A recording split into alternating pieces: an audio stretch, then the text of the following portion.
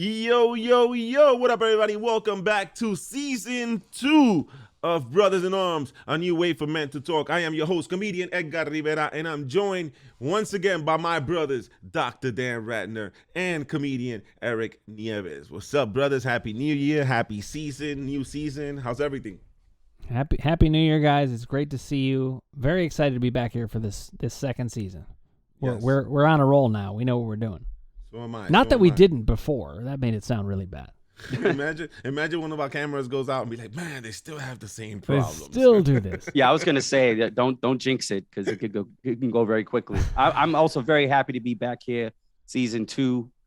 Season 1 was interesting, especially. I'll never forget the first episode. I'm sorry, I don't know how you guys feel about it, but I'll never get over that first episode where it felt like it was a hostage video, and to see what it evolved to over as the season progressed. So I'm really excited about the new season because, now we kind of have an idea of what we can do with it. So I'm excited to grow with it. That's right, man. I'm happy, to be back as well, man. I missed you guys. It was a big break. It was a big break. Every day that we were set to record, I was like, oh man, something missing. But I'm actually happy to be back. We learned a lot. I learned a lot from season 1. I think you guys helped me a lot. Personally, with everything that we talked about, and I'm looking forward to this new season and see what happens in the season and see how we could evolve. Wow, that's a big word. That is that. Ooh. look at where we got to. Dude, Edgar got a thesaurus for Christmas. Somebody sent Edgar a thesaurus. Like, mira, you need more words. But I'm happy, man. So everything good, Dr. Dan? Well, everything's good, but as always, it's a blur. Over the break, I've told people on my podcast, so they know this, but my kids got COVID, and while they had COVID, they went, they were kind of isolated, and we were delivering them things, and I was like calling them on the phone to sing them to bed and stuff like that. And so there was really no vacation, and especially because what I chose to do at the time, and I'm really glad I did this, but what I chose to do at the time is I wrote the rest of my book. I wrote 3 chapters in 12 days. There you go. The rough draft was done. I was extremely tired by the end. I'm extremely tired now. I'll be totally honest with you. I'm always honest with you guys. And that fact, that's one thing I love about this show. It's not that I'm not honest the rest of the time, but once a week I come here and I know that my brothers have got me, and I'm glad to be back. There you go, man. I'm happy. Well, I'm 3 glad, chapters, man. I feel lazy. I think I saw 3 episodes of a show. That's what I did during my break. I saw 3 episodes of Warrior. So just real quick though, just for people that aren't familiar, from your other podcasts, what is your book about? I'm curious because I don't think I remember asking. So you guys know that I'm an expert in mind-body issues. Edgar came on my podcast to talk about some of the mind-body issues that he was having. Mind-body issues, by the way, these are things that are just the human condition. Everybody has them. But when people come to see me, it's usually because they have gotten into a space where they're having either a chronic issue or some kind of recurrent issue or just a really uncomfortable issue of the moment. So what my book is about is my journey through that, because I had 8 years of back pain myself. I resolved it through the books of this medical doctor, wonderful medical doctor, totally saved my life, Dr. John Sarno. But what I found is that I had all kinds of questions, even with his expertise. So I started this journey of trying to figure out what is it that is missing? What do I need to know? Or even just what do I wonder? What are the questions that are lingering out there? As I looked at these things, I started to find answers. I started to piece it together. So this is the book of all the stuff that I pieced together, creating my own system for dealing with mind-body issues. Now, this is interesting. On top of it, what I found is that it applies to everybody, whether about mind-body symptoms or not. Because essentially, there's 3 different parts of how people operate in their psychological world. Most of the time when we think about psychology, we talk about the emotions. We just talk about what we're feeling. And we try to process that, and we try to give people space to get to that. My system actually goes a bit further in what you do with those things, but it also goes to what's your thought process? How are you thinking about things? And if you have doubts about your symptoms, that's the kind of thing that can leave the symptoms there. Well, the same is true in your life. If you have doubts about your ability to do something, you're not going to be able to do it. It really gets in the way. And then the third component is something I call power. And that's really about your relationship with yourself. And I developed ways that helped me more than my over 20 years of therapy. And I was shocked by all this, and every time I look at my own system, I understand something new about how it works, and it just keeps extending. So I got to get the book written before it becomes a second book, because I keep writing more. Nice, man. Wow, man. Well, congrats, man. That's a heady book. I thought it was going to be a children's book or something. So that's pretty cool. It helps. We got a doctor. We got a doctor, people. That'd be like a doctor's book. Like, you need help here. But first of all, Dr. Dan, how are the kids? The kids are doing great. They were only under the weather for about a day.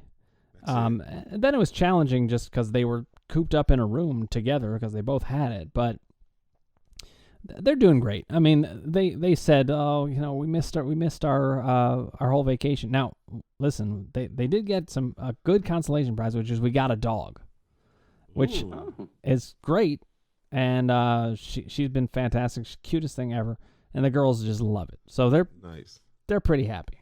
Nice, wow. Man. So now kids everywhere. Kids, if you want a dog, get COVID.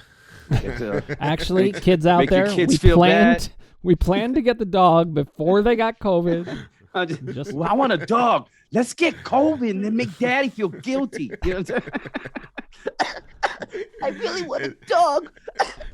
And for those listeners, that did not happen. Yeah, that's hilarious. Check out Dr. Dan's other videos on Crushing Doubt, man. I consider myself a patient, Dr. Dan. I need a reboost. I need something. We need to get back in. And again, his system has helped me a lot. And check out the older videos. All my videos are on the Crushing Doubt, so check it out as well. Eric, what's up with you, brother?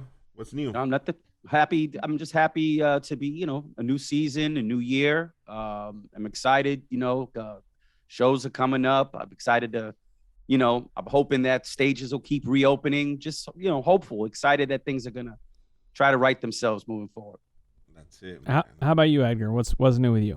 Oh, man, I'm good. I mean, excited about the new year as well, like everybody else. I think we look forward to this new year and like new beginnings, new everything. So I'm excited. Hopefully we got some big things happening this year that will happen, and just getting ready for that, working like Eric, trying to get on stage as much as I can. Excited that everything is opening up little by little, and hopefully it'll stay that way and open up more, and we will get back to giving people the best medicine, which is laughter, man. So excited for the new year, man. 2022 is gonna be the one. Well, listen, you were talking about like expectations for the new year and hopes for it, and I know we were planning on talking about New Year's resolutions. Now, we're way past that in the timing of things, but that's actually a question that I just had: is why do we wait? Why do we wait for that time to make a resolution when we could decide it whenever? You were asking me. I was about to ask you that question. Well, listen, I have a thought on that. But we can't get into this topic until we have our first edition in 2022 of the world famous intro to Old News. So there's only one way to bring up old news. Dr. Dan, you know how we do it. I do. Here we go. It's time for... Oh, I totally cracked Edgar on. All right, here we go. We got to get in the groove, guys. All right. Yeah. It's time for old news, maybe from yesterday. That's right, because it's only old news because we haven't brought it up yet, but we're bringing it back up. And we talk about, New Year, and people always make New Year's resolutions. It's like the most common thing on the planet. But before I got into the topic of, actually discussing resolutions, I wanted to bring up a couple of interesting examples of when celebrities made New Year's resolutions very public and they didn't go as they planned. Like, I'm a big believer, if you're going to make a resolution, keep it to yourself, because you never know how it might come back to bite you, especially if you're famous. So like, let's take, for example, Black Widow herself, Scarlett Johansson, in 2010, right? Way back in 2010, what was her New Year's resolution? To enjoy life as a newlywed with my new husband, Ryan Reynolds. Ooh, that's tough to tie your resolution. Listen, that was tough, 3 husbands ago. Tough to tie your resolution. Tying your resolution to a marriage. Someone else is never good. You should always make it a self-focused. This is another one I found interesting. This is interesting. Jennifer Aniston, beautiful Jennifer Aniston from Friends in 2008. Her New Year's resolution to prove that John Mayer can be a one-man woman. It lasted 6 months. Can't do that. And this one I love. Actor Shia LaBeouf from the Transformers movie. Okay, his 2014 New Year's resolution was to be less controversial on Twitter. And one of the tweets he sent out at the end of the year to just the whole world said, "God damn you all to hell." so on his behalf, it was at the end of the year. He waited. Just so you know, it's like, hey, you gotta laugh. Now, I mean, those are all funny, and but I think the common thread, the one thing there's two things that would come out of this. One, any resolution you make should be only centered around you and not connected to anybody else, because you can't control anybody else. And two, why do we wait till January 1st? Because we're almost on an emotional, how there's a biological clock? I really think there's an emotional clock where we look at January 1st as the birth of a new beginning. And I think that's part of the reasons why resolutions fail. And I wanted to bring this topic to see how you fellas feel about it, your experiences with resolutions. Why do you think resolutions don't fail? And what can we do to increase the opportunity to actually achieve our resolution so that we don't, just start on the 1st and then end by the 15th. I'm pretty sure everybody here on the panel has had at least one experience with a New Year's resolution at some point in their lives, right? Well, that's what I was going to ask you guys. What is your actual experience with New Year's resolutions? We're going to get into mine later because I have a whole long story about it. But Edgar, let's start with you. I like the people who say, this year I'm going to quit drinking. And meanwhile, they get drunk into 3, 4 o'clock in the morning, and you start out the year drunk. So it makes it no sense. To me, I mean, resolutions, as the years gone by, I stopped making them, honestly. I told myself I'm not going to, I know what I want to do, but I won't hold myself too crazy to them because I used to stress it. I think if you make a resolution and in your head you start battling, if you're actually going to come through with this resolution, you're never going to make it because you're already doubting yourself from the get. So instead of doubting, I wrote it down of what I would like to do, and then, keep it to myself so I won't speak about it and move forward, But it's weird how I think it's weird how we wait till January 1st when every day should be a new beginning. Well, I also, you know what, let me get to you, Eric, first before I say what I was going to say. I'll hold that thought. Eric. You talk about my experiences with resolutions? Yeah. Well, I think I've learned they can't be extreme 180s from where you're at right now, because then that's not a resolution. That's like a transformation. You know what I mean? That's like, like you get hit by a bolt of lightning, and then I think I've learned to make them realistic and manageable. But it's not, again, I know better than I shouldn't be waiting till January 1st to make changes. But yet every year it's like, and I think it's really built into our psyche, just the way the year goes, right? Like every year, that's why everyone does resolutions on the 1st of January or December 31st. What we don't do is plan. And I think that's the one thing I realized I didn't do whenever I made a resolution, is I had no plan. I was just like, okay, I would like to be this on the 1st. So that's not, yeah, I want to be a pilot by tomorrow. You know what I mean? Like that. Yeah. So, I mean, have you ever made well, before we get to Dan, just real quick, Edgar, I know you don't make them now. Did you ever make like a crazy resolution? Can you recall one that you made and you were like, the fuck was I thinking? I quit drinking. I did the quit drinking, and I actually kept it for a while, man. I quit drinking for like 2 years in my life. I didn't drink at all. So well, that's good. That's but it's like you said, Eric. It's not a drastic. I'm not a big drinker as it is. I don't drink every day like people. So to me, that wasn't that bad. But I can understand what you're talking about. Like someone telling you, "Oh, quit smoking," and you're like, "Hell no, I'm not gonna quit smoking." You got to be realistic. And I think these resolutions, the more drastic they are towards your lifestyle, the worse it becomes, because I think it just adds more stress to the fact that you're going to let yourself down. You're going to let yourself down. I'm picking something that's completely out of your That's bracket, right. So if you want a good New Year's resolution, give up celery juice. Everybody will be fine with that. They never needed it. I don't even know what it is. I don't even know if it exists. That's actually a good idea. But your resolution should be something you already don't do. Like, that way you do them all. Like, I promise I'm not going to eat raw turtle anymore.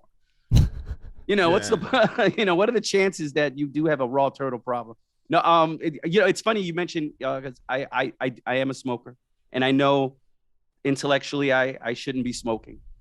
But yet that's been something I haven't been able to clear the hurdle. But I've never made it a resolution. I think I tried to make it a vacation there once, where I was like, yeah, I'm taking off from LaGuardia, and then when I land in Florida, I'm going to not smoke a cigarette, right? And then I land, and within 10 minutes, I'm trying to find a pack of cigarettes at the airport because I threw out the old ones in this big, bold move of I'm not going to do it. I throw them in the trash. And then, of course, now that I'm buying cigarettes at the airport, I'm paying $56 a pack because everything is, So I literally paid between the cigarettes I threw out and the cigarettes I bought, I think it was a $75 habit that day alone. So, but I never made it. I never made it a resolution because I knew I wasn't going to make it. And I think that's why people get so disappointed, because I think resolutions are great. As long as you don't set yourself up with this big, huge thing and knowing you're not going to do it, because then you feel bad about yourself, and you might even fall into even worse habits than you were trying to resolve with your resolution.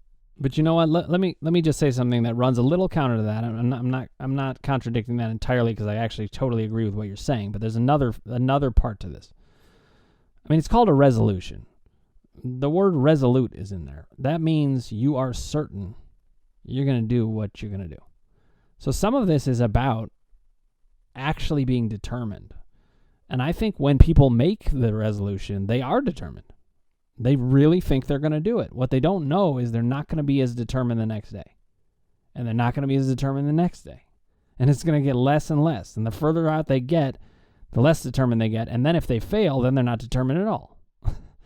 Because it's already passed. So it just seems like it's a good thing for us to keep in mind that we don't necessarily only have to set resolutions that are realistic, because it is realistic if we're going to be determined. But you've got to be determined. To me, that's the key. Mm-hmm. It's true. I agree with you 100%. So then why, in your opinion, Dr. Dan, why do you think people, why do you think a lot of people choose or make resolutions, maybe not being as determined or knowing it's going to, but why would we set our standards continuously so high if we know it's not something we're going to be able to achieve realistically? I really think that part of that is that they actually believe at that moment that they will. They just don't know who they are going to be later. Mm-hmm. I say to people in my mind-body work all the time, we are moment-to-moment beings. We never stay in the same place. Think about yourself during a given day. You're never in the same. You've been in hundreds of different places in one day. Just one day. If you're not going to factor that into your resolution, you're going to have a hard time succeeding. You have to understand you're going to change a lot over the course of every day and over the course of each day, going into the next. We forget we're going to change. We think we're going to be the same, but we're not. And you got to factor in lots of different aspects of things to know where you're going to go. So that's one problem, is that people think they're going to stay determined.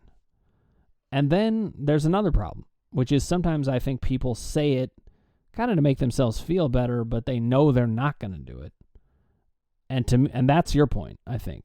And to me, just my way of thinking, I don't know why anyone would do that, because you're just lying to yourself. So I think it's better to engage with the reality of it. But if you really do want something and you want to be determined, you need to know you're going to change moment to moment. You think it's because it's a tradition? Like, okay, it's January 1st. Everybody does it. I remember when I was younger, everybody would speak out their resolutions, like it got to a point, like I stopped saying them. I'll do it for me, because then at the end of the day, it just makes you look stupid if it doesn't come through. But I just think it's just like a tradition. And should you tell people? Should you just keep it to yourself, or should we as men have a group like between the three of us? Okay, you know what, Eric, I'm gonna do this. Dr. Dan, I'm gonna do this year, and get that support group from guys that I know that are gonna support me and not let me fall off. You know what I'm saying? Should we do that, or should we just keep it to ourselves and no one would know? Eric, what's your take?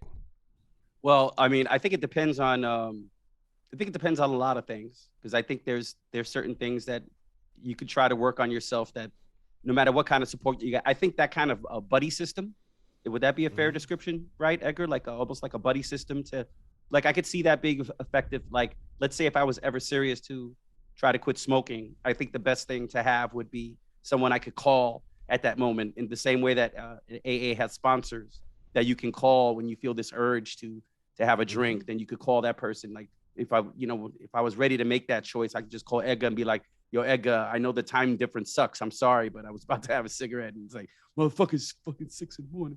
I'm sorry, it's 9 o'clock to me. So I think in that regard, I think that could be useful. I do think that, the amount of resolve that you're going to put towards it, it has to come predominantly from yourself. But I think in certain aspects, it's good to have someone to call if it's a behavior that's an activity that you need to stop yourself at the moment. If it's something that's in like a gradual growth over time, I don't know how effective the buddy system would be in that regard. What do you think, Dr. Dan? Well, you brought up a lot of important points, but as you were talking, I was thinking about one particular aspect that I think can help people a lot, which is self-awareness. If you're not very aware of how you are, you're going to have a very hard time making changes. And, in therapy, that is part of the goal. But I find that therapy, I'm very different than many therapists in a lot of regards. But one of the ways that I think differently is I think therapy genuinely moves too slowly. I think that the therapist needs to do a better job getting in there and helping people become more aware by saying, hey, do you see what's happening here? Because whether you have a buddy or not, if you're not self-aware enough to know when you're upset, when you're on the edge, when you're going to be able to utilize that buddy or not, it doesn't matter what you do exactly. You're going to have to, and I'm not saying you got to be totally self-aware, you got to know everything, but you got to develop kind of a system for yourself. A buddy system, maybe that's part of it for some people. But what I don't want is for people to hold themselves to a standard that there's some set kind of thing you're supposed to do. Because you can have people with a buddy system who they utilize it, quote unquote, but they don't. And then you have people who are like, I'm not telling anybody about it, and they get the job done. And then vice versa, where people are like, to me, it's all about determination.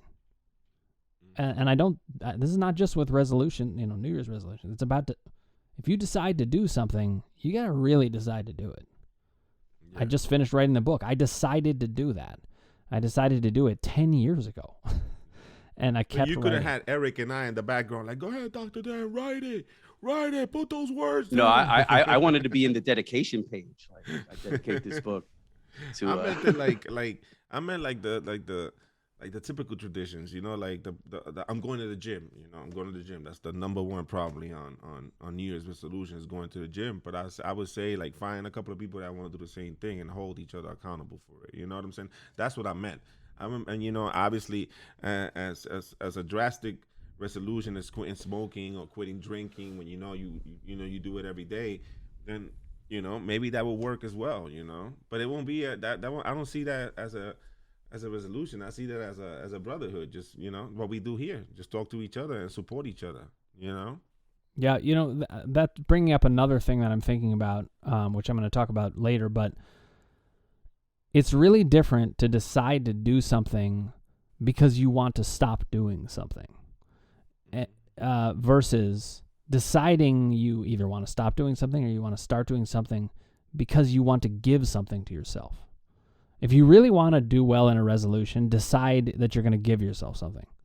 And to me, giving yourself something can be about, like even stopping smoking, that could be giving yourself something, It's healthier for you. So sorry, Eric. But the gist is you will do a lot better in resolutions. I'm glad I cracked you up on that, Edgar. You said in your face, son. Hey, I care about you. No, listen, I understand, and listen, I hear it almost every day of my life, and I know it's. But here's the thing. I can't even tell you why. It's not going to change anything. if I tell you to stop, or even if you tell you to stop in some negative way. It's only if you want to. We don't change anything that we don't want to change, essentially. But you can work on what you want. You can decide, you know what, I really do want that. I don't want to continue hurting myself in that way, or I don't want to spend my time that way, or my money that way, or whatever. If you focus a little bit, even just a part of the resolution on something you want, you have a much better chance of it working. Otherwise, you're just slogging through. I used to smoke, Eric. I used to smoke cigarettes back in the days. It's been a very long time ago. How long? I remember you mentioned this before, but how long did you smoke? I smoked. I stopped smoking 26 years ago. Well, how long did you smoke? Like what? How old were you when you started? When I was like 18. It was. But I wasn't crazy. But I would smoke. Like a few cigarettes a day. And then one day after my son was born, I remember this clearly, man. And when my father was one of those people that if he smoked, everyone could smoke in the house. Then the minute he quit, everyone had to quit. No one could smoke in the house. And I remember that my father was smoking, and I bought a pack. I sat in the living room. I lit one cigarette up, and I said, "This is gonna be my last cigarette." And I left it there. It was hard. It was hard in the beginning, but then it gets to a point that you're like, okay, 1 month, 2 months, 3 months, wow, a year, 2 years, 3 years, and look, I would never do it again. I would never ever do it again. But if you apply yourself to it, and eventually you'll see that reward. But what do you think made the difference for you, Edgar? And I don't know. Well, I think having a kid was a big impact, right? I think having my son, it was just like I was a smoker, but I really never liked it that much. It was just like boom. I don't know. It's just one of those. I'm gonna do it. Literally just bought a pack, one cigarette, and I left the rest there, and never again. In the beginning, it was hard. It was hard, but I got through. Did you decide like just in the moment? In the moment, as I was smoking that last cigarette, and it was 26. My son is gonna be 27 years old. It was like my son was almost a year. It was 26 years ago. You know what? That's interesting because maybe that's another reason. I don't know for sure, but maybe that's another reason that New Year's resolutions don't tend to work out because they're kind of overly premeditated. There's like we overthink it, we plan it, whereas sometimes you're just like, you know what? I'm gonna decide to do it. The interesting thing is, go ahead. Go ahead. You know what my big dilemma this year was? This year, New Year's fell on Saturday, right? So we celebrated Friday into Saturday. So this is me, like the week before. One of my worst things. I love eating. I've gained a lot of weight, especially in this pandemic. Being home a lot. So I told myself, I was like, I'm gonna get on a diet. That was gonna be one of my New Year's resolutions. I'm telling you guys this now. I mean, it hasn't happened, but I'm gonna get on a diet. And then I remember thinking to myself, I was like, wait a second, but New Year's a Saturday. How can you start a diet on a Saturday? And I'm already giving myself excuses on why. I'm like, all right, I'm gonna start this diet on the 3rd, like on Monday. I was like, no New Year's resolution should ever start on the weekend. And I'm like, and that's when I realized I'm like, it's crazy how we put all this pressure on us. You know what I'm saying? Like, yeah, I'm already making excuses for something that hasn't even happened yet. And that's one of the reasons where I don't participate in it. You said something that is very important, Edgar. A lot of people also take the same attitude on, I'm going to start on Monday. It's like we focus on the beginnings. We always like, we're going to start with a new slate and it's going to start from this specific time. And then we're going to start off on so it's like yours was like that. Yours was just totally organic.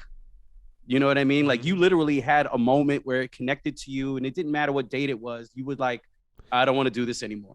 And I think that's a world of difference from I'll start on Monday or on New Year's or whatever kind of premeditated date, like Dan said. So Dan, how can we take that premeditation out of it and make it a more, I guess the only way to be more organic is it just happens. There's nothing you could do, right?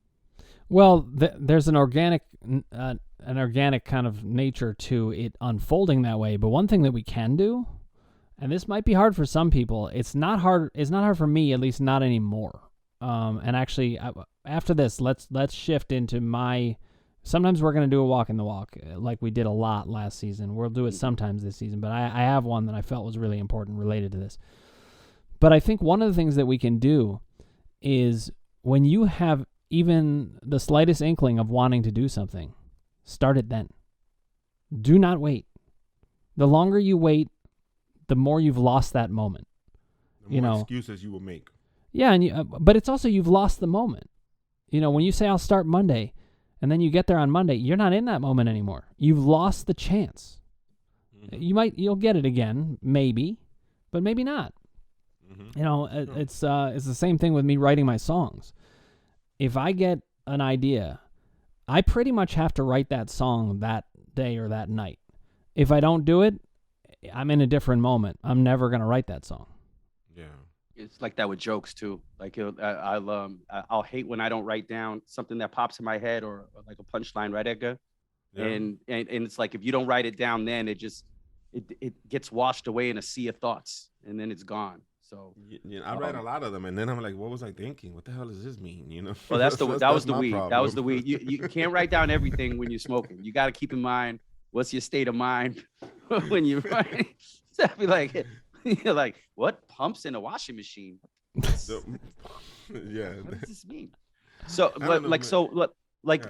can you give an example, Dr. Dan? Like, let's say I have this thought when I like, you know what, maybe I should try to quit. Like, what's the first step? Just don't smoke that next cigarette. Don't say I'm not going to smoke another cigarette ever again from this moment on, but maybe say I'm not going to smoke this cigarette right now, and then maybe move on to the next cigarette when that urge pops up.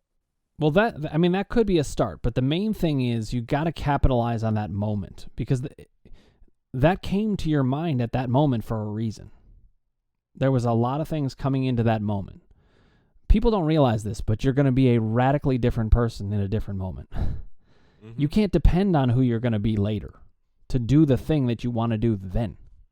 So I wouldn't even, this is my recommendation based on what I know about these things.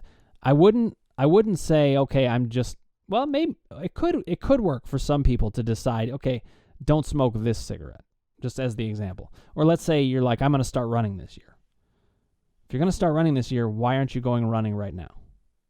That's what you should do, because you're building on something. You've now started building some momentum. Mm-hmm.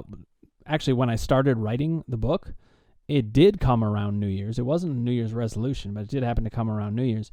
And I was talking to a friend, and I said, someday I'm going to write a book on this stuff. And he said, what do you mean someday? And I understood what he meant right there. He was like, why are you waiting? But there's something else, and I'm not sure that this is what he meant at the time, but there's something else that I've gathered from what I've understood. I now basically, if I want to do something, or even if I feel it needs to be done, I do it right now. I live my whole life like that. And the reason is because you only have that moment. Mm-hmm. If you're thinking, you know what, I should call that friend of mine who I haven't been in touch with. Oh, I'll do it on Monday. Don't do it on Monday. Do it now. Guilty. First of all, we don't know how much time we have in a lot of ways. So, which it's a scary thought, and I don't want to dwell on that so much. But there's the whole carpe diem thing. But it's not just carpe diem like seize the day. It's also you're not going to be the same person in a different moment. So go take action now. But if let's say you decide, okay, I'm gonna go running this year, and I'm gonna start it right now, and you go and do it. Well, the next moment, you're a guy who has done that, or a woman who's done that, and that makes it easier to do it the next time. If you decide you're gonna wait until Monday, you're not gonna do it. You've already lost. Mm-hmm. It's true. I agree with you 100%. And then you got the people who will say, you know what? Okay, the year's over. I'll wait till next year. Right. I think resolutions, like you brought up a good point, Eric. I told myself this is gonna be my last cigarette, and I can honestly say it was probably one of the biggest accomplishments of my life. It was 26 years ago, and I will never. I can honestly tell you right now, no matter what I'm going through in life, no matter what, I would never touch a cigarette. But I told myself this is gonna be my last cigarette. So I think the people, when they do stuff like that and you do it, and if you don't accomplish it, let's say you fall off the wagon, you have another cigarette, the same guilt that you have for whatever time amount that you spend without smoking will help you start again. We don't have to wait till next year to do a resolution. The resolution can start right now, like Dr. Dan says. I'm a fan of, okay, I'll do it tomorrow. And I'm realizing it. And I'm realizing, I'm like, dude, I'm my own worst enemy procrastinating. Why am I waiting to tomorrow? And it's I'm pretty sure a lot of men out there feel the same way. Or, I'll do that tomorrow. And then you feel guilty because tomorrow comes and you don't do it. You're like, damn, I should have done it yesterday. You know what I'm saying? So I think if we fail at whatever the resolution is, as a human, you're gonna feel guilty enough by yourself. So if that doesn't give you the motivation to say, you know what, tomorrow's I'm gonna start it again right now. I messed up. I'm gonna start it again right now. Let me see how far I could take it. Yeah. See, that's another thing is you can build on your successes. If you do something now, let's say you do something now, but you don't fully succeed, you still partially succeeded. And that makes it easier the next time around. I think that's what you're saying. Exactly. And then it's like going to the gym, like working out, like running. You say, I'm gonna run. You go running today. Tomorrow you're gonna wake up sore as shit. You're gonna be like, oh my God. But then you like, okay, I need to get back out there. But once we get into that flow, it just becomes easy. Yeah. It's like a diet. It's like a diet for me. I've been battling, trying to get in a diet. I'm going to leave. I'm going to go to Puerto Rico in a little while and visit my family. And I know there's no way in the hell I'm going to go do a diet out there, but I'm already giving myself excuses. You know what I'm saying? But once I get into it, once I dedicate myself to this diet, no matter what happens, I'll do it. It's just so hard for us to get into it. And that's the problem. It's true. But you know what? I'm going to tell you the story of...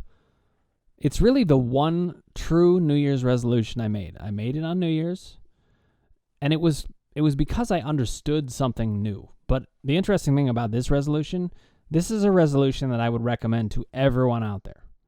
And I don't think you need to, don't wait until New Year's, especially not now. Go ahead and dive in. You can do this anytime. So here's what happened. I really was not in a great space at this point. I was feeling that, a lot of my life moments were really hard. I was feeling very alone. I was feeling that life had been quite challenging. I had lots of traumas growing up. I was just like looking at other people and they seemed to be having an easier time with things, which I'm sure wasn't even the case. A lot of people are having issues. But I had actually just read, my brother wrote a book. And this is an unpublished book, but it's my favorite book of his. And he wrote about a character really who was having a lot of trouble giving to himself and just didn't understand.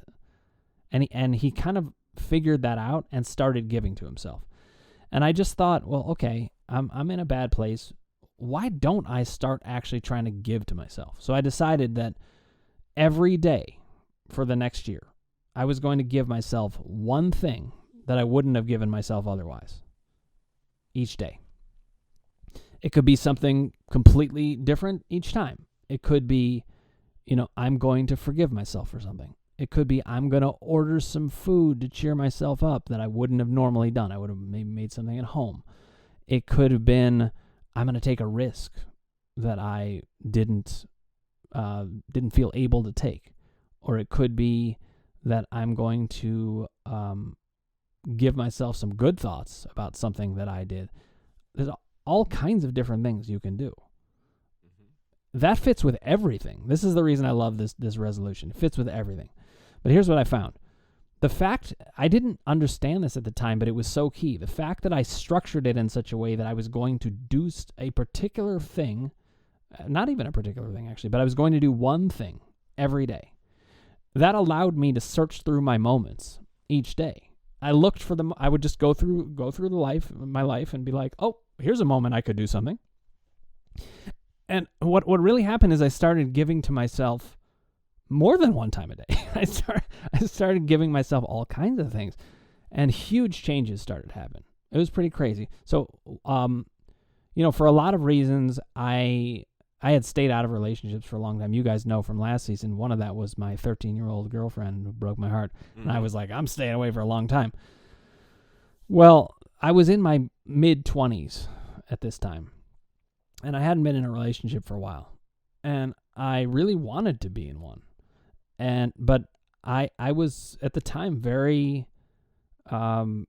shy about that. I didn't want to kind of put myself on the line, although sometimes I did put myself on the line, but it was often with the wrong fit. It just wasn't lining up. But some of that, I think, was because I wasn't giving to myself. So it was in January after that resolution. I must have been 15 days later or something like that. And I saw this girl who I thought was really cute, and I was like, this is the kind of situation where I would not be bold and introduce myself. But I was like, okay, this is the thing I'm going to give myself. It's really interesting to reframe it as giving to yourself, because actually I was terrified. I didn't want to do it. But I knew at some level, give yourself something new. Give yourself something different. And I was like, I'm tired of the same old moments. I'm going to give myself something new. So I kind of overheard something she was saying in conversation. I broke in and said something, managed to talk to her, found out I was going to be in a class with her right after that. We went in the class. I sat down next to her. We strike up a conversation. We're having, a good time. Meanwhile, I'm totally freaking out. I'm like, I don't know where this is going, and I'm freaking out. But that resolution to give to myself really stayed with me, and to learn to, it was like I had to learn to enjoy myself. And to the fact that I was doing it one day at a time and moment to moment was really helping. Okay, so fast forward a couple more weeks. We've struck up a good rapport, and I'm like, okay, I'm going to ask this girl out. And I was completely terrified. But I put it in the resolution framework and said, give yourself something different. Stop being stuck in the same thing. You don't want that. So I went ahead, asked her out, totally terrified. She said yes. That was fantastic. That made me even more terrified. Because now I was going to have to go out with her.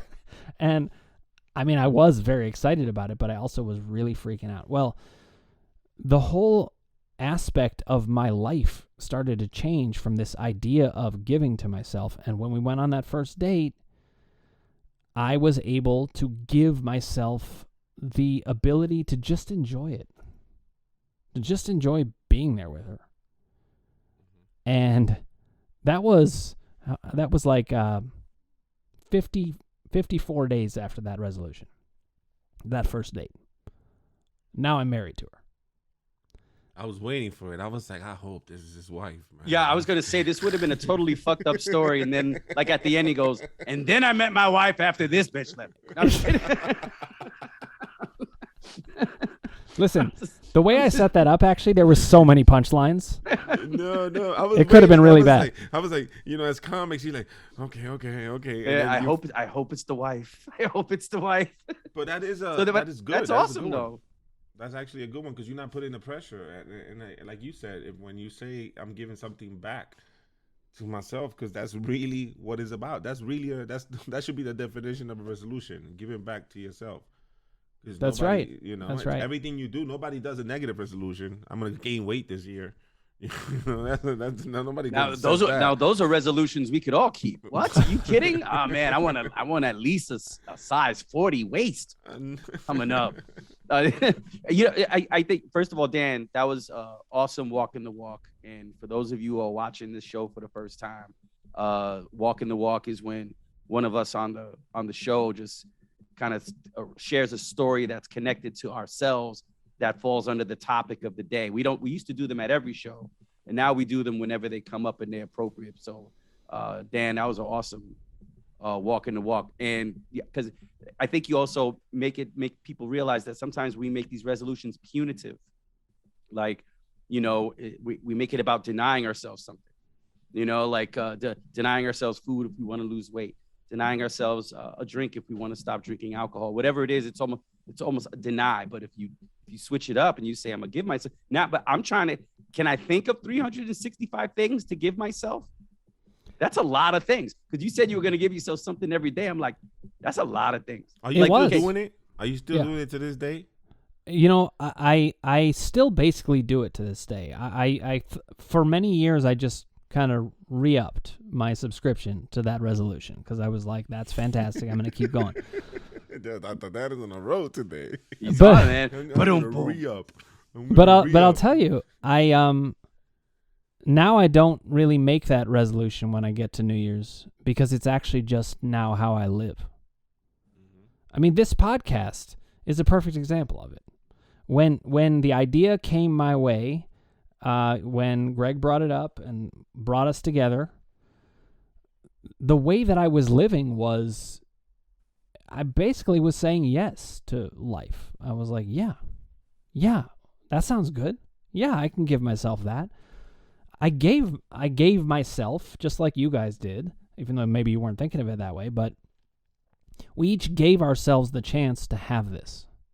Mm-hmm. And now it's a huge highlight to my week every week. Yeah. And I've said this to you guys before. In that one season that we did last season, and it's really exciting to be back for another,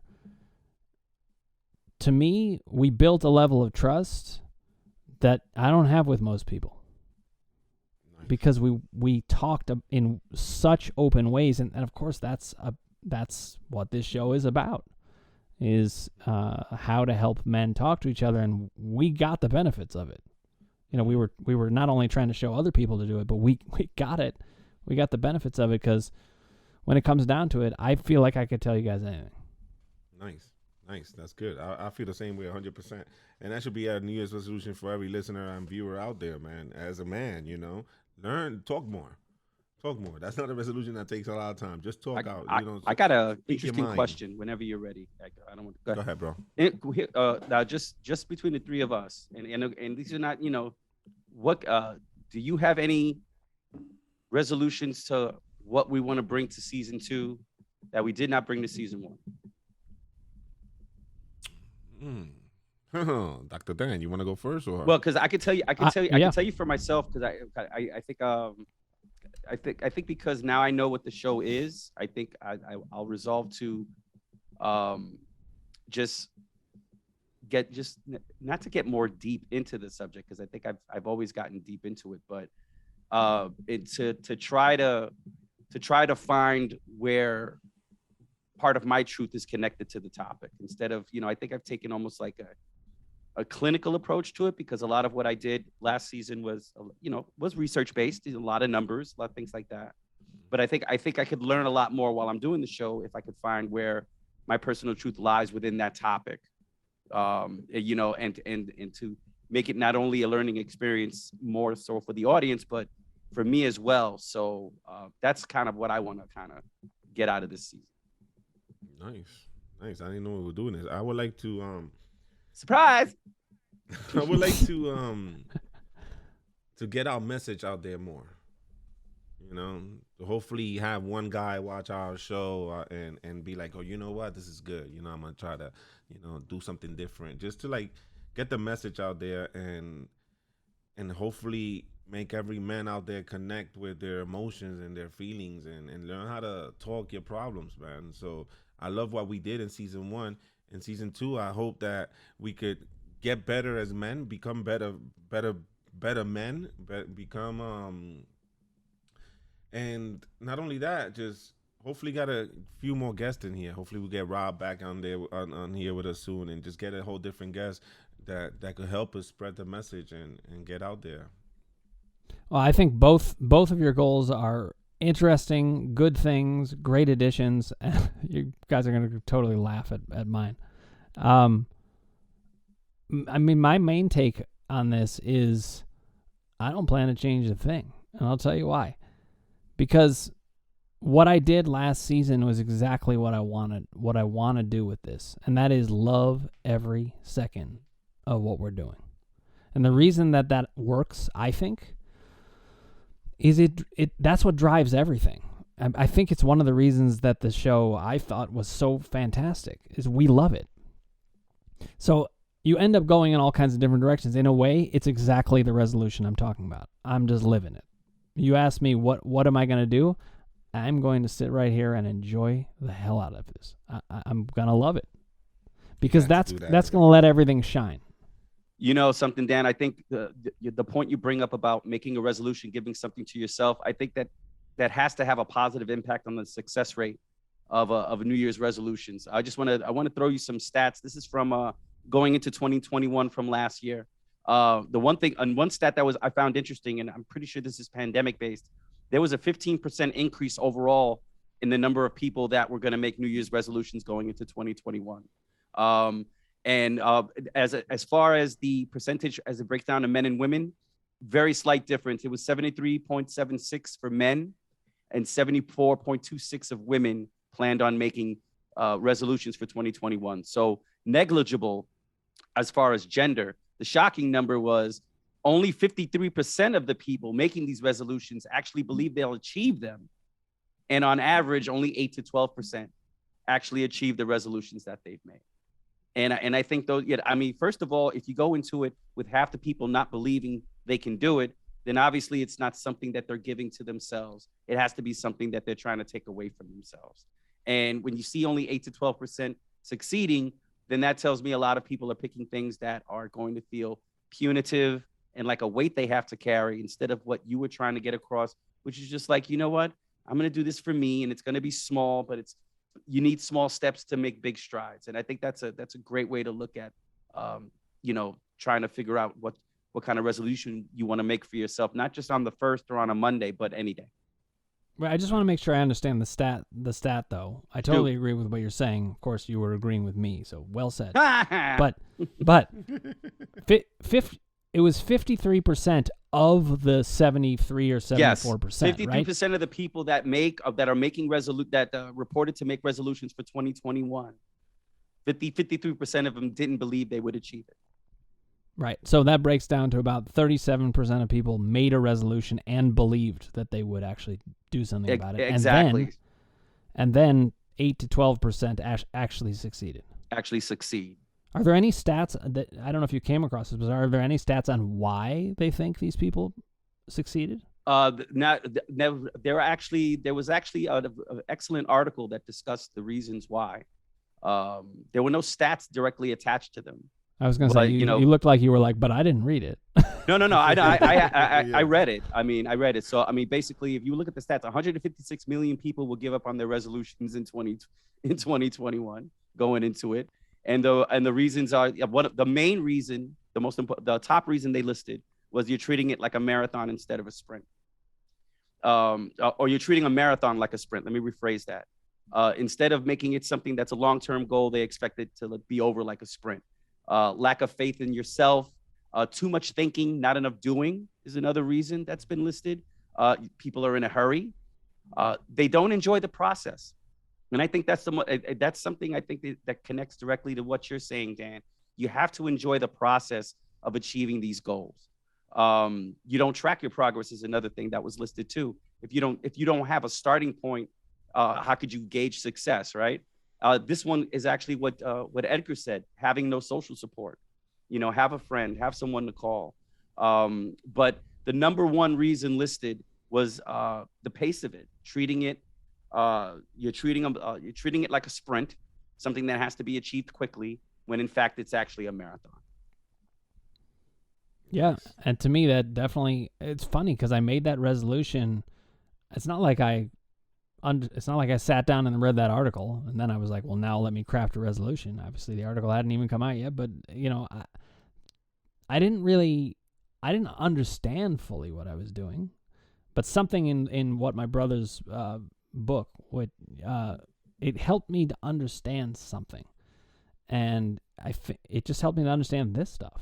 And when I started it, it wasn't a sprint. I mean, I think it was like the third or fourth day in, and I was like, well, what am I going to give myself?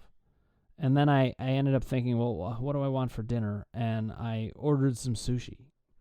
That's it. That's all I did that day. That was the only thing I gave to myself that day that I wouldn't have given to myself otherwise. Now, that's also key. If you're going to do it, don't just give to yourself in ways that you already were going to give to yourself. That doesn't do anything. Yeah. I was going to say, I guess I'll get a burger for me. Right. I'm going to go to work tomorrow. For me. You really have to make different choices. Mm-hmm. But it's really important that you could just make small different choices. I was going to ask you that. Should we start with something small? Well, forward. Big or small. The great thing with my resolution is I didn't put any limitation on it. Could have been big, could have been small. I mean, when I asked my wife out, for me, that was really big. When I ordered some sushi, that was really small. But they both serve to make me feel like, okay, I didn't smoke that cigarette, or I did go for that run. It's momentum. I think another thing, Dan, and I think maybe this is something we should consider whenever we make any kind of resolution, is that there was no definitive finish line to I'm going to do something for myself every day. You just decided to do something for yourself every day and let the outcome speak for itself. I think that sometimes if maybe the pressure is putting some kind of definitive end game where there is only one route for success. And that's probably why people put so much pressure on themselves. And that's why they end up not meeting it, because they're making it something that is just, they're skipping the steps. If you go up a stairwell, if you try to jump some steps, eventually you're going to trip, fall, and then you got to start from the beginning again. And that's an analogy I would use. It's like you just decided to take these steps without a goal, without a definitive end game. I'm just going to do something for myself every day. And I think that's a better way to achieve what you're trying to achieve than I will reach this line by the 1st. Mm-hmm. I think so, because then you're kind of boxed in. And it's also not very enjoyable. It's like we said, it's stressful, yeah.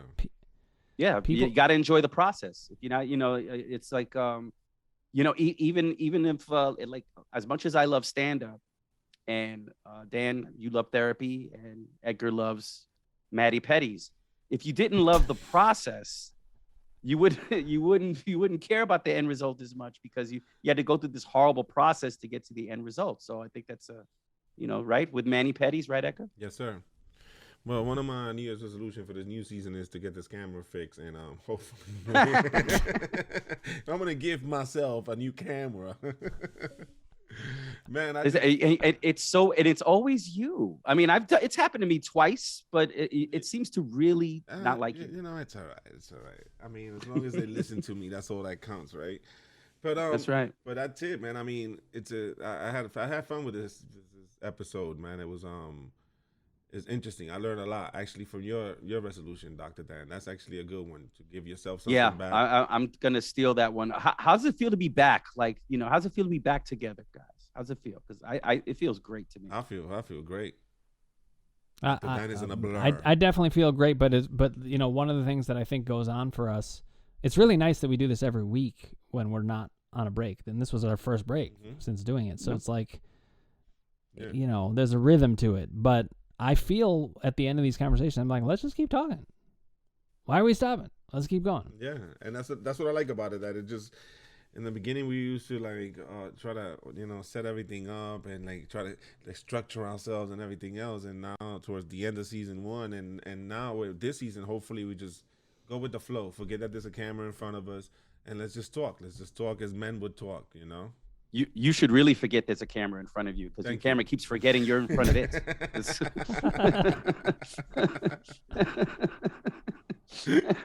I jinxed myself. I said it in the beginning of the episode. Your camera got ADD, bro. It does. Listen, I have to say, it makes me wonder about my camera. I'm like, how is this thing? This thing has never done that. Dude, your camera's a stalker that's in love with you, Dr. Dan. That's what I did. Your camera's like, I can't take my eyes off. Dr. Dan does 22 hours of taping a day. That's what I mean. But Dan's camera's name is Hal, so he doesn't want to leave him. Yeah. Hello, Dan. Are you ready to record? Listen, Hal was a very uncooperative computer. My camera's something. Camera's a good one. Nah, man. But that's it, man. It's been fun, guys. I enjoyed myself. I learned a lot from it. I'm gonna try something different. Yeah, I'm gonna try to do something nice for myself after the show. And after the show. We started the show this way, but let's close it this way. There's absolutely no reason to wait. It's always now. So whatever date it is that you're watching this show, Happy New Year. Because it's true. It's time. You can just start again. I know people who do it on their birthday. They don't celebrate New Year's. Like, okay, it's a new year. This is a new year. Now I'm whatever, and that's how they started. But to me, it's about right now, like you said, and it hit a nerve with me, because I could be my own worst enemy. I could procrastinate, and listening to you guys and listening to you talk, both of you, and I'm like, oh shit, I'm a victim of that shit. But you know what? Instead of putting myself or beating myself down, it just gives me a chance to say, you know what? Tomorrow's a new day. Or as soon as this show's over, it's a new day. So let's just get it done, and let's see what happens. you don't even have to delineate it by days. It's a new moment. It's a new moment. Yeah. What time is it now? Start now. Now's the time. Yeah, That's right. That's right. I'm not going to eat because I wanted the thing I was going to give myself was a piece of cake. I don't want to do that while we're recording. But right after the show, I'm having a piece of homemade chocolate chip marble cake. Ooh. There you go, man. Do it for you. There you go, man. This has been great, guys. It's man. always great, man, for you listening, man, or viewing. Thank you for tuning in. Please write your comments down below if you feel like you have a New Year's resolution that you want to share with us, and write it down below. Remember that every day, like every second, is a new day, a new beginning. So let's make the best of it. Let's make wise decisions and become better men. Let's start listening to each other better and be better. Sounds good, my man. All right. Dr. Dan, take us out. If you haven't already, click subscribe, ring the bell for notifications, hit like if you like what you're hearing, and put your comments below, and we will get back to you personally. Brothers in arms, redefining machismo. 1 second. Chorizo. Chorizo. He loves chorizo, man. This dude loves. That was that one sizzling sound. One sizzling sound.